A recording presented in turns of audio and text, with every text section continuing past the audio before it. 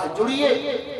قاری ثاقب مشیر نوجوان ضرور ہیں مگر ان کا عزم جوان ہے، ان کا حوصلہ بلند ہے۔ والد کے چلے جانے کے بعد ماں تو 4 مہینے 10 دن عدت میں گزارتی ہیں، بچوں کی شکلیں بدل جاتی ہیں اور بچوں کے حوصلے ٹوٹتے نہیں، پست اور چکنا چور ہو جاتے ہیں۔ لیکن یہ کون سی خمیر ہے؟ مولانا مشیر الحق صاحب رحمۃ اللہ علیہ کی کیسی تربیت ہے کہ جنہوں نے اپنی اولاد کو ایسی تربیت دی۔ در حقیقت حضرت مولانا مشیر الحق صاحب رحمۃ اللہ علیہ تربیت یافتہ ہیں۔ حضرت مولانا اعجاز احمد صاحب اعظمی رحمۃ اللہ علیہ کے جو بڑے عظیم مربی تھے، اللہ تعالیٰ نے اسی کا نتیجہ دیا کہ آج ان کے تینوں بیٹے، ان کے داماد سبھی پوری قوت و حوصلے کے ساتھ کھڑے ہیں اور عزم جمع لے کر اسی ادارے کو، جیسا کہ قاری صہیب صاحب نے کہا کہ اسی قوت کے ساتھ بلکہ اس سے بھی 20 یہ جلسہ آپ کے سامنے پیش کر رہے ہیں۔ آپ حضرات کا تعاون ہونا چاہیے، ان کو حوصلہ دیجئے، ادارے سے اپنا رشتہ مستحکم اور مضبوط کیجئے اور ایسا تعلق جوڑیے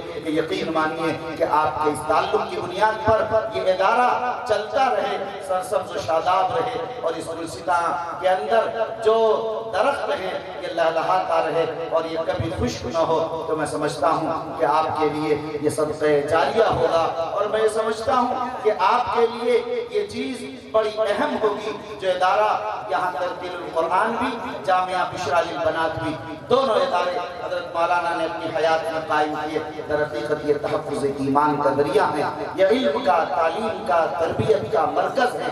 یہ ادارے بڑے قیمتی ہیں، اس سے نکلنے والے افراد دین کی حفاظت، دین کی حمایت، دین کی اشاعت، دین کا تحفظ، دین کے تحفظ کا عظیم فریضہ انجام دیتے ہیں، انجام دیتی ہیں۔ خواتین کا بھی اتنا بہتر تعلیم، دینی تعلیم کے ساتھ عصری تعلیم کا بھی معقول انتظام۔ آج جب میں آیا اور قریب سے دیکھا، پڑھا، سنا، خوشی ہوئی کہ ماشاءاللہ جامعہ بشرا للبنات میں 1999 سے لے کر یہ ادارہ جس قوت کے ساتھ کام کر رہا ہے، یہ در حقیقت قابل تعریف نہیں، لائق تحسین ہی نہیں بلکہ قابل تقلید ہے یہ ادارہ۔